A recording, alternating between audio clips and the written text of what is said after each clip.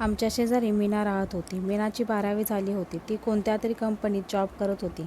माझ्यापेक्षा ती 2 वर्षांनी मोठी होती. मीना यौवनाने काठोकाठ भरलेली होती. दिसायला अतिशय सुंदर देखणी होती. तिच्या मोठ्या काळ्याभोर डोळ्यात वेगळेच कमालीचे आकर्षण होते. तिचे उठावदार उरोज पाहून मन वेडे होत होते. नाजूक कंबर आणि नितंब डेरेदार आणि गोलाई मस्तपैकी दिसत होती. ती मला खूप आवडत होती, पण माझ्या मनातील भावना तिच्यासमोर व्यक्त करायला भीती वाटत होती. मीना मोकळ्या स्वभावाची होती. माझ्याशीही ती अगदी हसत खेळत बोलत असत. जेव्हा ती माझ्याशी बोलायची तेव्हा माझी नजर फक्त तिच्या उरोजावर खिळलेली असायची. तिला माझी नजर समजत होती, पण ती कधी मला तसे जाणून किंवा त्याबद्दल बोलत नव्हती. मी नेहमी मीनाच्या घरी जात होतो. तिचे देखील आमच्या घरी येणे जाणे असायचे. शेजारी असल्याने तिच्या घरच्यांसोबत माझे चांगले जवळीक होते. कधी कधी मी त्यांच्या घरी झोपायचो, कारण मीनाचा भाऊ मनोज माझा खास दोस्त होता. पण मनोज आता बाहेरगावी नोकरीला असल्याने तो घरी नसे. पण माझे आणि घरच्यांचे संबंध चांगले झाल्याने मी केव्हाही तेथे झोपत होतो. मीना तिच्या खोलीत झोपायची आणि तिचे आई बाबा त्यांच्या खोलीत. मी मात्र सोफ्यावर टीव्ही पाहत तसेच झोपत होतो. एकदा टीव्हीवर चांगला प्रोग्राम होता, त्यामुळे तो उशिरापर्यंत पाहून तिथे झोपायचे मी ठरवलं होतं. प्रोग्राम झाल्यावर मी तिथेच पडलो होतो, पण मला काही झोप येत नव्हती. हॉलमध्ये अंधुक प्रकाश होता. मी लघवीला म्हणून उठलो. बाथरूममध्ये जाऊन लघवी केली आणि परत येत असताना अचानक थांबलोच, कारण काका काकींच्या खोलीतून कसला तरी आवाज आल्यासारखं भासले. आतील लाईट सुरू होती. मी खोलीच्या दरवाजाच्या फटीतून डोकावले, पण मला फक्त त्यांच्या कुजबुजण्याचा आवाज येत होता. उद्या आपण गावाला जाणार आहोत. 8 दिवस तर आपल्याला करायला मिळणार नाही. यामुळे आजच मनसोक्त करूया, काका काकीला म्हणत होते. मी कुठे नाही म्हणते. करा, तुम्हाला हवं तसं ते करा, काकी म्हणाली. खोलीच्या दरवाजाच्या फटीतून डोकावले, पण मला फक्त त्यांच्या कुजबुजण्याचा आवाज येत होता. उद्या आपण गावाला जाणार आहोत. 8 दिवस तर आपल्याला करायला मिळणार नाही. यामुळे आजच मनसोक्त करूया, काका काकीला म्हणत होते. मी कुठे नाही म्हणते. करा, तुम्हाला हवं तसे करा, काकी म्हणाली. कपडे काढ, मी बघ कसा नागडा झालो आहे, काका म्हणाले. थोडा वेळ कसलाच आवाज आला नाही. बहुतेक काकी कपडे काढत असावी. ती दोघे संभोग करणार या भावनेनेच माझं सर्वांग रोमांचित झालं होतं. त्यांचा तो प्रणयखेळ मला पाहायची खूप इच्छा झाली होती. ते पाहण्यासाठी जणू मी अधीरच झालो होतो. एवढ्यात काकीचा आवाज कानावर पडला. अहो, किती जोरात दाबताय, थोडं हळू दाबा. तुझे हे मोठे बॉल पाहिले की मला जोर चढतो. जोरात दाबायची इच्छा होते, काका म्हणाले. पण खूप प्रयत्न करून मला काही आतले दृश्य काही दिसले नाही. माझ्या अंगाची तडफड झाली होती. रात्री उशिराच मला झोप लागली आणि सकाळी तशी उशिरा जाग आली. तोवर मीना आणि काका उठले होते. काका पेपर वाचत सोफ्यावर बसले होते. मी उठताच काका मला म्हणाले, अरे अमोल, आम्ही आज गावाला जाणार आहोत आणि मीना एकटीच असणार आहे, त्यामुळे तू घरी झोपायला येत जा. मी मान हलवून होकार दिला. मी निघून घरी गेलो, पण माझ्या मनात पेटलेल्या वासना काही गप्प बसू देत नव्हत्या. आणि आज मीनासोबत घरी झोपायची परवानगी मिळाल्याने तर मी अगदी आनंदाने नाचू लागलो होतो. कधी एकदा रात्र होते आणि मी मीनाच्या घरी झोपायला जातोय असे झालं होतं.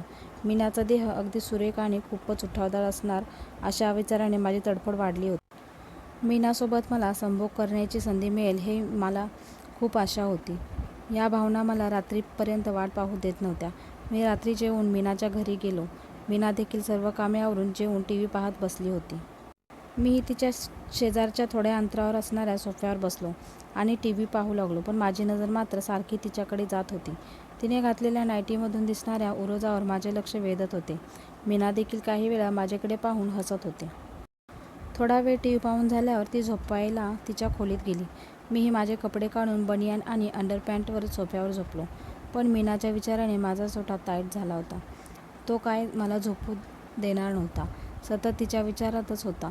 मीनाबद्दल विचार मनात घोळत होते. एवढ्यात मीना माझ्याजवळ येऊन उभी राहिली. अमोल, तिने हाक मारली. मी चटकन डोळे उघडले. तिची नजर माझ्या अंडरपॅन्टवर होती. मी चटकन माझ्या ताटलेल्या सोट्यावर हात ठेवला. मीना हसली. अरे, आई बाबा घरी नसल्याने मला भीती वाटते आहे. तू इथे न झोपता माझ्या खोलीतच झोप चल, मीना म्हणाली. मी मनातून खूपच खुश झालो. मला तेच हवे होतं. अगं, पण आपण एकाच रूममध्ये झोपायचे, मी म्हणालो. काही होत नाही, तू चल पाहू, नाहीतर मी तुझ्याशी बोलणार नाही, ती लाडीक स्वरात म्हणाली. मी तिच्या मागून लगेच तिच्यासोबत तिच्या खोलीत आलो. ती पलंगावर झोपत मला म्हणाली, झोप इथेच माझ्या शेजारी. काही होत नाही आणि सकाळी लवकर उठायची घाई करू नको. उद्या रविवार, मला सुट्टी आहे, ती म्हणाली. तिने लाईट बंद केली. खोलीत अंधार पसरला. मीना शेजारी झोपली होती. तिच्या देहाचा मला स्पर्श होत होता. तिच्या देहाचा मादक गंध मला येत होता. तिच्या उबदार स्पर्शाने माझे अंग रोमांचित होत होतं. तिच्या मादक स्पर्शाने माझा सोठा ताटला होता. मी उताना झोपलो होतो. मीना माझ्याकडे तोंड करून झोपली होती. तिच्या मांसल उरोजांचा स्पर्श माझ्या खांद्याला होत होता. तिचा उष्ण श्वास माझ्या गालावर आदळत होता. माझे रक्त सळसळू लागले होते. मला झोप येणे शक्य नव्हते. माझ्या शेजारी एक यौवनाने भरलेली तरुणी झोपली असताना मला झोप येणं शक्यच नव्हतं. अचानक मीनाने माझ्या पोटावर हात ठेवला. तिच्या त्या स्पर्शाने माझं अंग शहारलं. तिच्या मनात नक्कीच असेल काहीतरी असणार असे मला वाटू लागलं. तिचा हात हळूहळू खाली माझ्या अंडरपॅन्टकडे सरकू लागला आणि सरळ माझा ताटलेला सोटा तिने हातात धरला. तशी माझ्या अंगात वीज चमकल्यासारखं वाटलं. ती अंडरपॅन्टच्या आत हात घालून माझा सोटा गोंजारू लागली. ती काहीच बोलत नव्हती. मी देखील गप्प होतो. माझ्या अंगात वासनेची आग पेटली होती. तिच्या हाताच्या मुलायम स्पर्शाने माझा दांडा जास्तच ताठ झाला होता. एवढ्यात मीना उठली आणि तिच्या अंगावरचे कपडे काढू लागली. तिने उठून आपली निकर देखील काढली, पण मला अंधारात तिचा देह दिसत नव्हता. ती नागडी होऊन माझ्या शेजारी झोपली. आता तिच्या नागड्या मुलायम देहाचा स्पर्श मला होत होता. तिचे भारदार उरोज मला चेतवू लागले. तिच्या गरम झालेल्या मांड्या माझ्या मांड्यांना घासत होत्या. मीनाने चटकन माझी अंडरपॅन्ट ओढून बाजूला सारली आणि माझा सोटा हातात घेऊन हलवू लागली. आता तिची हालचाल बिनधास्तपणे वाढली होती. ती उठली आणि माझा सोटा तिने तोंडात घेतला. माझ्या अंगात आनंदाच्या लहरी दौडू लागल्या होत्या. ती माझा सोटा तोंडात आत बाहेर करू लागली होती.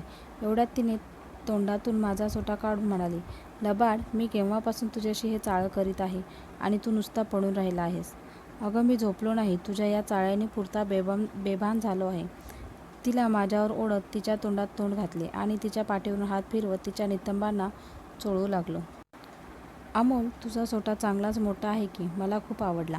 मी तिचे उरोज दाबायला सुरुवात केली. उरोज दाबत तोंडात घेऊन चोखायला सुरुवात केली. तिला खाली उतानी झोपवून मी तिच्यावर स्वार झालो. तिच्या पोटावरून आणि सर्वांगावर हात फिरवत तिला चोखू लागलो. मीना खूपच उत्तेजित झाली होती. मी तिच्या मांड्यात हात घातला. तिच्या मखमली योनीला स्पर्श होताच माझ्या अंगात रोमांच फुलू लागले. तिची योनी ओली झाली होती. तिच्या योनीत बोटे आत बाहेर करू लागलो. अमोल, आता हे बस कर. लवकर तुझा सोटा माझ्या योनीत घाल. माझी योनी मस्त रगडून काढ, मला अंगावर ओढत ती म्हणाली. ती कामविवळ झाली होती. तिने मांड्या फाकल्या. मी लगेच माझा सोटा हातात धरून तिच्या योनीवर टेकवला आणि चटकन तिच्या योनीत सरला. अर्धा आत जाताच ती म्हणाली, जाऊ दे, आत जाऊ अजून. खूप मस्त वाटते आहे. घाल जोरात तुझा सोटा आत, ती कामुक होत म्हणाली. मी हळूहळू आत बाहेर करत तिच्या योनीत खोलवर सोटा घातला. हाय, खूप मस्त करतो आहेस रे. मला वाटलं तू अडाणी असशील या बाबतीत, पण जास्तच चावट दिसतोयस. मस्त वाटतंय रे ठोकून कधी माझी योनी, ती मादक स्वरात बडबडत होती. 10 मिनिटं ठोकून तिच्या योनीतून पाणी पडले आणि तिचे तृप्त करून टाकले. त्या दिवसापासून रोज 8 दिवस तिचे आईवडील गावावरून येईपर्यंत मीनाला 3-3 वेळा करत होतो. त्यानंतर तिचे लग्न होईपर्यंत 4 मिळेल तसे मी आणि मीनाला करत होतो.